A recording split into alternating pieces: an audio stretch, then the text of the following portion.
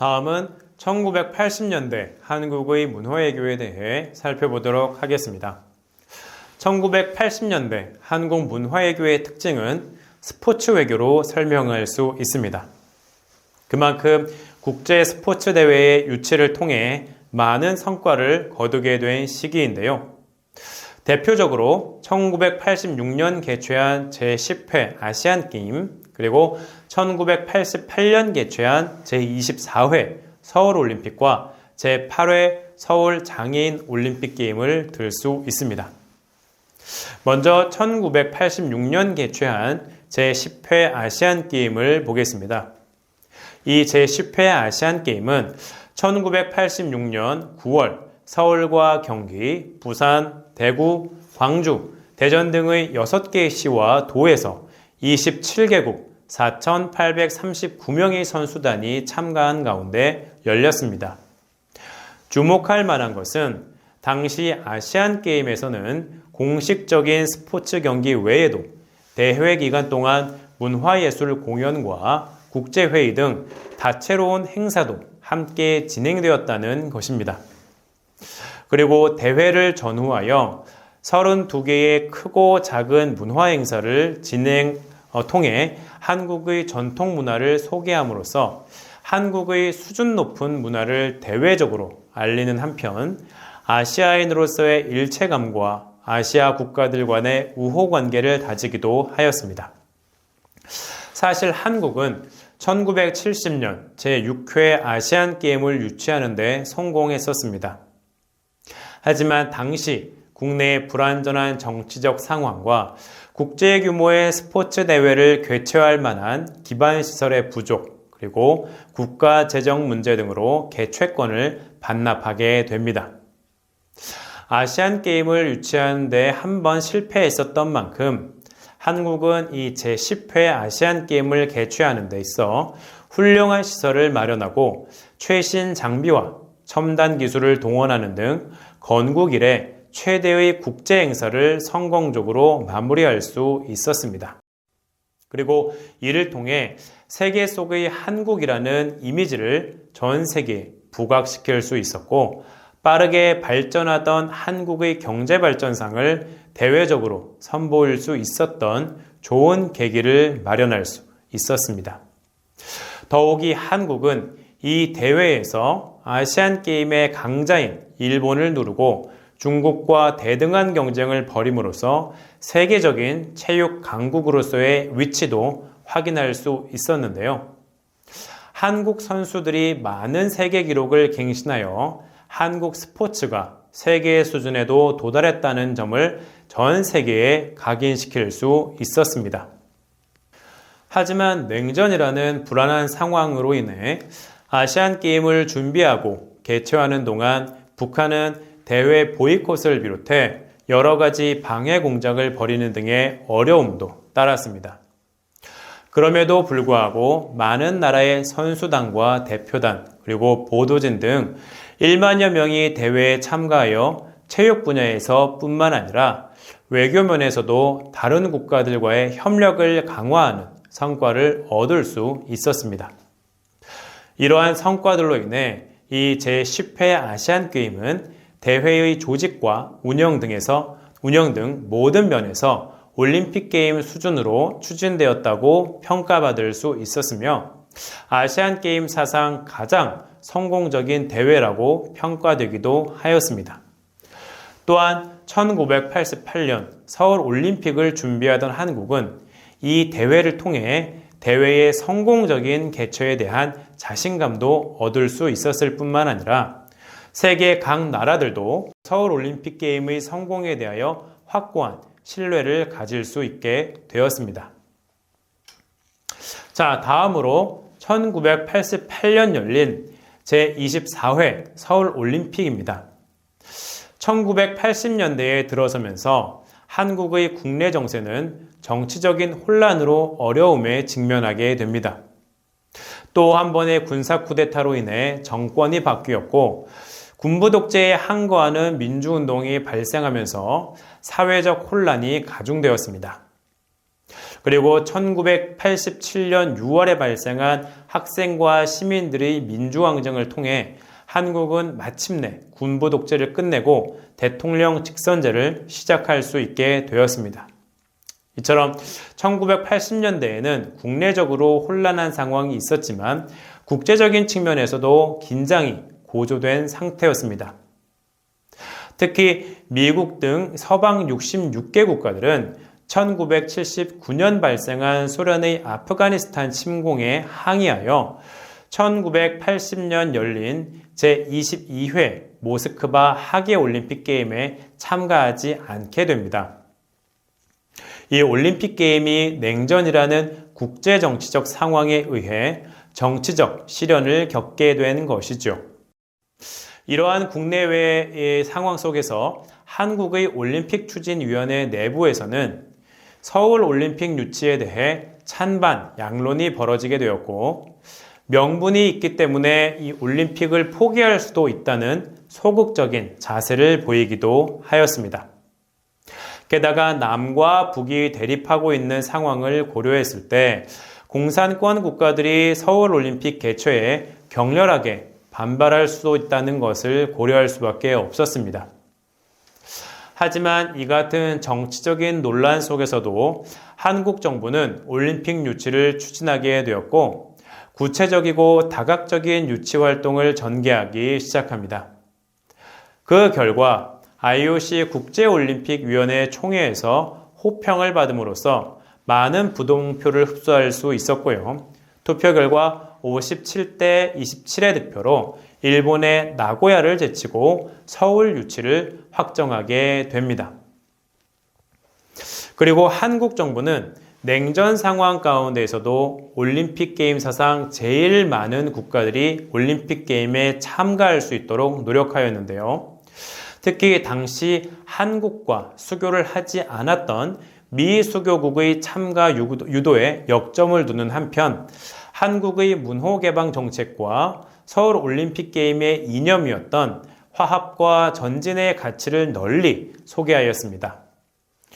이러한 유치활동의 결과 올림픽 참가 초청장을 받은 국가는 모두 167개에 이르렀고, 이들 국가 중에서 161개국이 참가를 통보하여 왔습니다.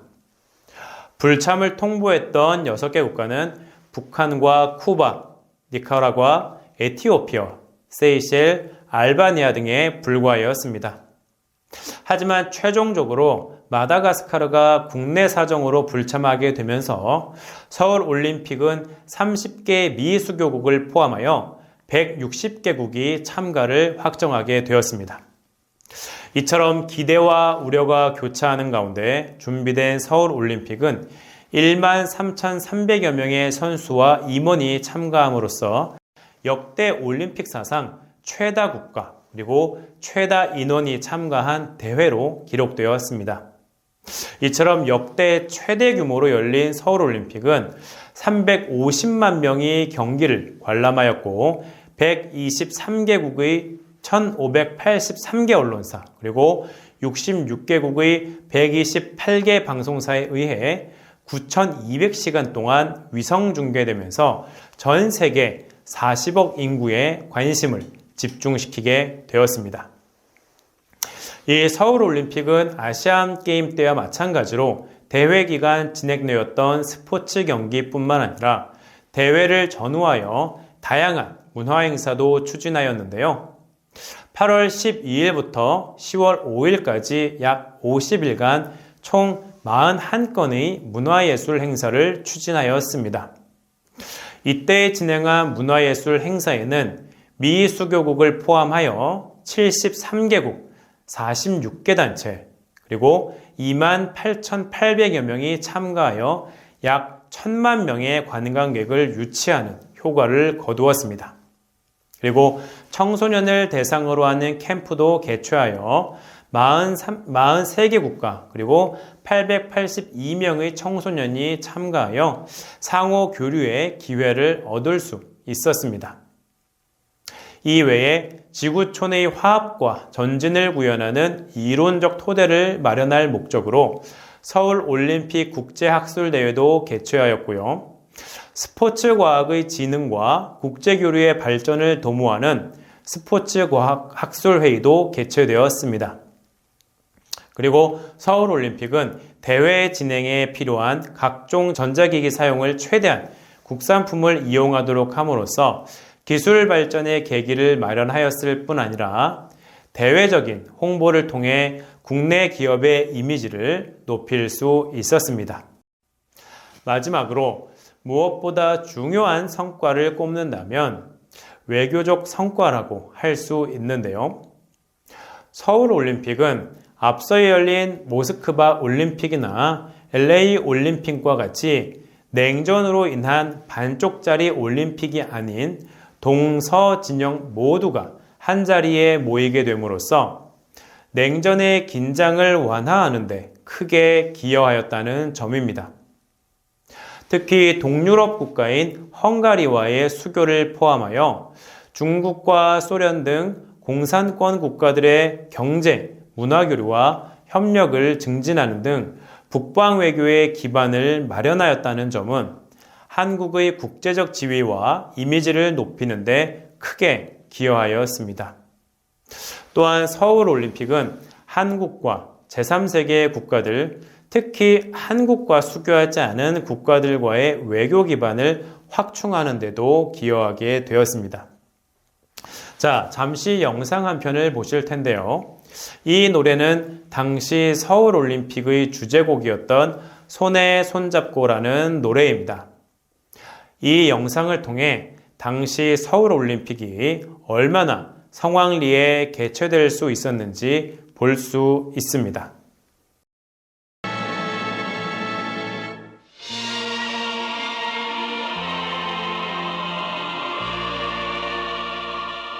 (1988년 9월 17일) 오전 5대양으로 열려져 있는 한강에서 방상제가 시작되면서 제24회 서울올림픽 대회 개회식 식전 행사 해맞이가 펼쳐졌습니다.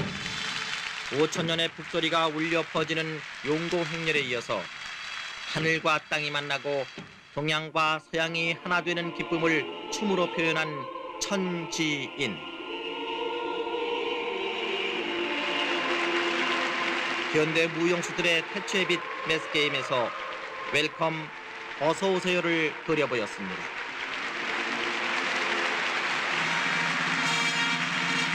공식 행사가 시작되면서 노태우 대통령이 부인과 함께 입장해 만장의 박수를 받았습니다.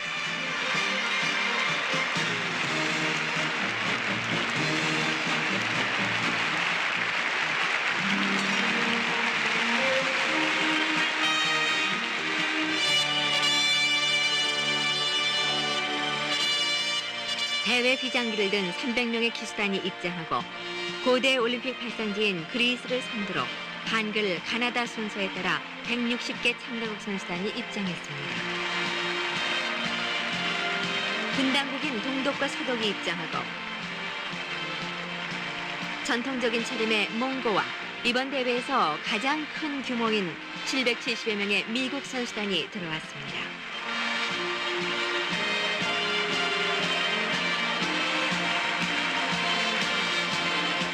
국내 사정이 어려운 여러 나라도 참가하고 소련을 비롯한 동구권 여러 나라들도 화합과 전진을 내세운 서울올림픽에 나왔습니다.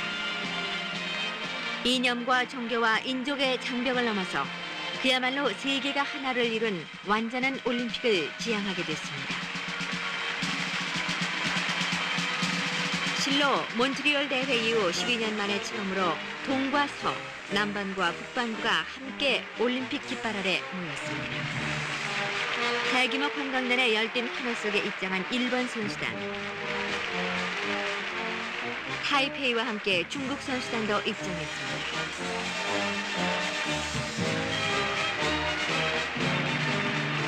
체코슬로바키아와 헝가리 등 공산권 선수단도 뜨거운 박수를 받았습니다.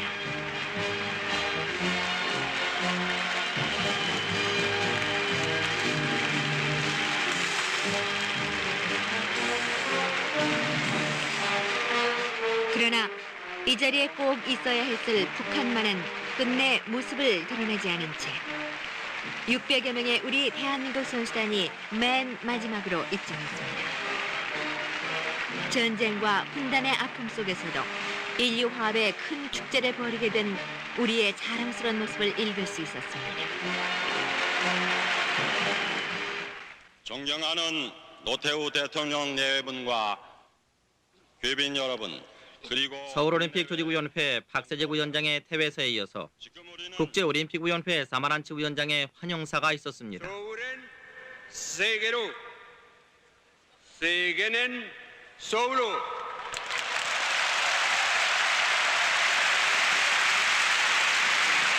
노태우 대통령은 퇴회 선언을 통해서 서울대회 개막을 공식으로 전 세계에 알렸습니다.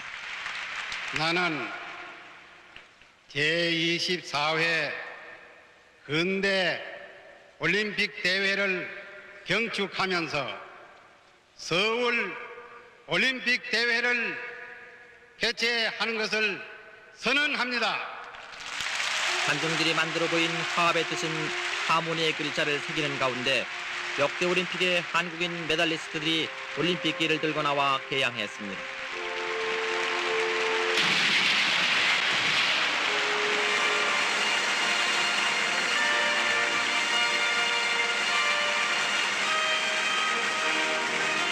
제24회 대회를 상징하는 2,400마리의 비둘기가 날아올라 평화의 축제 분위기를 한껏 돋구었습니다.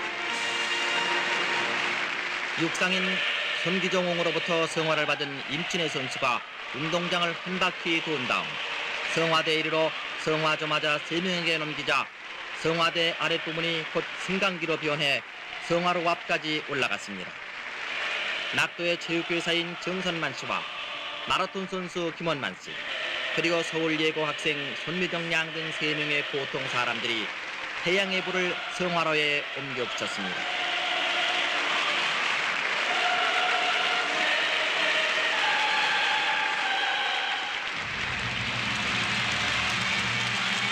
공식 행사에 이은 제3부 뒷마당 행사에서 76명의 패러슈터들이 고공 정밀 낙하의 묘기를 보였습니다.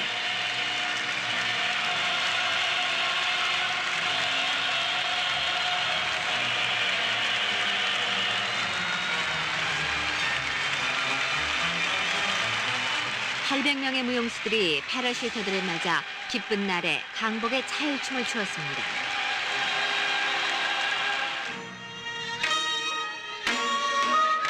이어서 1,500여 명의 연희자들이 궁중 의상을 차려입고 화관물을 추었습니다. 온 세계가 찬탄한 동양의 숨결이며 기얼란한 색상이며 아름다운 한국의 전통문화 한마당이었습니다.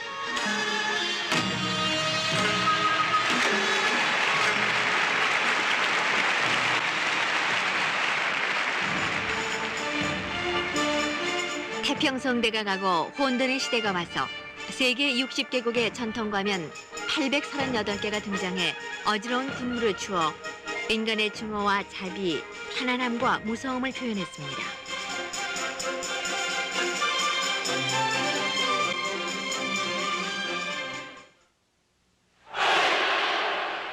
혼돈 상태가 가시자 인간 사회를 가로막는 벽을 허무는 작업으로 1000여 명의 태권도단이 송판, 격파, 묘기를 보였습니다. 허물어진 벽 위로 정적이 흐른 다음 어린이가 나타나 굴렁쇠를 굴려 땅을 고름으로써 새싹이 솟아날 터전을 마련했습니다.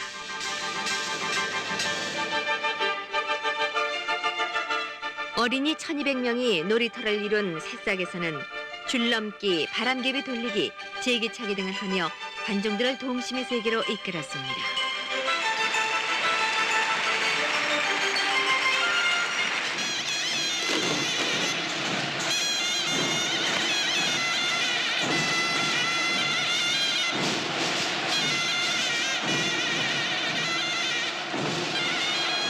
이어서 전통 민속 연희 고놀이에서 하늘 높이 치솟은 고와 고의 결합은 대림의 승부가 아니라 화합과 결속의 다짐이며 대립과 갈등을 화해와 사랑으로 맺고 푸는 우리 민족의 신성을 그대로 보여주었습니다.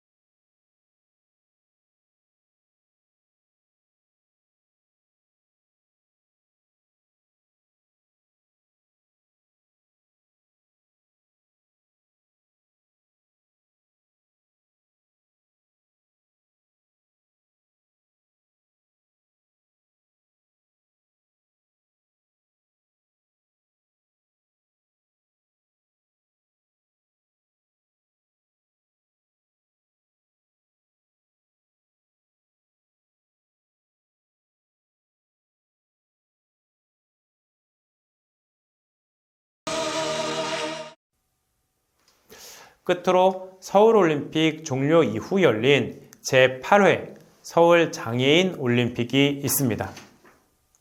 서울올림픽에 이어서 1988년 10월 15일부터 10월 24일까지 10일간 서울과 경기도에서 개최되었는데요.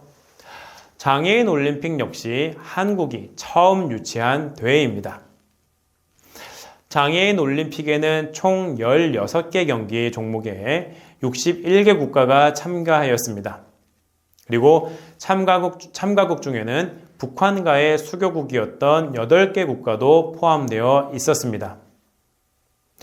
연 인원 50만 명 이상이 관람한 이 대회는 서울올림픽 개최 경험을 바탕으로 원활한 경기 운영을 진행할 수 있었고요. 장애인 올림픽이 진정한 장애인들의 스포츠 대회로 정착하는 데에도 크게 기여하였습니다. 이 대회의 의미와 성과는 장애인에 대한 세계인의 관심과 이해의 증진, 그리고 장애인의 참여 의지와 참여도 제고하였고, 국제장애인 체육계에서도 한국의 지위를 확보하는 데 있었다고 할 수 있습니다. 자, 그럼 마지막으로 1970년대와 80년대 한국 문화외교의 특징은 무엇인지 한번 살펴보도록 하겠습니다. 당시 한국 문화외교의 특징은 1950년대와 60년대에 있었던 해외 홍보 기능에 새로운 형태의 문화교류를 유기적으로 결합시켜 추진하였다는 점입니다. 우선 1970년대 초기에는 빠르게 성장하던 한국의 경제 발전상을 대외적으로 알리는 해외 홍보가 주를 이루었습니다. 이 같은 홍보를 통해 한국은 대외적으로 팽배하였던 전후 피폐한 한국의 상황과 부정적인 이미지를 어느 정도 개선할 수 있었습니다. 그리고 1970년대 후반부터에는 이러한 경제 발전을 가능하도록 만든 한국의 문화적 전통과 개발 철학을 알리는 한편 문화교류와 문화협력의 강화에 역점을 두었다고 할 수 있습니다. 즉, 한강의 기적으로 불리던 경제개발 정책의 성공을 대외적으로 홍보하는 것은 물론 이러한 경제개발을 이루게 된 한국 문화의 전통 기반을 국제문화 교류의 형태로 발전시키려는 노력이 초보적인 수준에서 이루어진 것입니다. 예를 들어 세계 각 나라들과 문화협정을 체결함으로써 각종 학술 행사와 문화 행사가 개최되었고, 아시아태평양 강요이사회 사회문화센터의 서울 유치를 통하여 다양한 문화외교 프로그램을 수행할 수 있었습니다. 뿐만 아니라 해외 소재 한국 공보관을 통하여 한국의 음악과 가면극, 그리고 춤 등의 한국의 전통 문화를 해외에 본격적으로 소개한 시기입니다. 그리고 1980년대는 아시안게임과 서울올림픽, 그리고 장애인 올림픽 등의 국제 스포츠 대회를 계기로 국제적인 문화외교가 본격적으로 가동되기 시작한 시기입니다. 특히 1988년 서울올림픽 당시 대회 기간을 전후로 하여 약 50일간 41건의 문화예술 행사가 마련되었고, 이 행사에는 미 수교국을 포함하여 73개국 그리고 약 470개 단체가 참가하는 등 한국 문화외교의 성공적인 자리가 되었습니다. 88 서울올림픽의 성공적인 개최는 문화한국의 이미지와 함께 한국의 국제적 위상을 전 세계에 알렸던 중요한 계기로 평가할 수 있는데요. 무엇보다 동서를 아우르는 평화적인 이미지를 세계에 알릴 수 있었던 중요한 계기가 되었습니다. 자, 오늘은 한국의 문화외교의 발전 과정 중 정부 수립 이후 1980년대까지의 과정을 살펴보았습니다. 그리고 한국 정부는 각 시기별로 국내적 상황과 국제적 상황에 적절히 대응하며 문화외교를 발전시킬 수 있었습니다. 중요한 것은 한국의 전통 문화를 시작으로 각종 적극적인 대외 홍보를 통해 문화외교를 발전시킬 수 있었다는 점입니다. 자, 그럼 오늘 배웠던 내용들을 간단히 요약해 보도록 하겠습니다. 첫 번째는 한국은 고대 국가 고조선을 시작으로 지금까지 수천 년의 역사를 이어오며 전통 문화를 발전시키고 또 지켜오고 있습니다. 그리고 한국의 문화외교는 기본적으로 이러한 전통 문화, 예를 들면 한글과 태권도, 전통 음식 등 수많은 이 역사 속에서 이어지고 있는 풍부한 전통 문화를 기반으로 하고 있습니다. 그리고 일제로부터 독립한 이후 1948년 8월 15일 정부 수립 초기 한국의 문화외교는 혼란한 정치적 그리고 사회적 상황을 극복하고 역사적 정통성을 확보하기 위해 주로 문화 선전이나 해외 홍보에 중점을 두고 추진되었습니다. 그리고 1960년대부터 1970년대 한국의 문화외교는 5.16 군사 쿠데타 이후 정치적으로는 새로운 정부에 대한 국제사회의 인정을 받고 경제적으로는 경제개발 추진을 위한 국제사회의 지원을 확보하기 위해 수행되었다고 볼 수 있습니다. 구체적으로 국가 간 문화협정 추진, 주변 국가의 문화교류 추진, 민간 외교에 대한 지원, 스포츠 외교 등이 있습니다. 자, 그리고 1980년대 한국의 문화외교는 스포츠 외교가 주축이 되어 추진되었는데요. 구체적으로 1986년 개최한 제10회 아시안게임, 1988년 개최한 제24회 서울올림픽과 제8회 서울 장애인 올림픽이 있으며 이들 스포츠 대회를 통해 한국의 발전상을 세계에 알릴 수 있었습니다.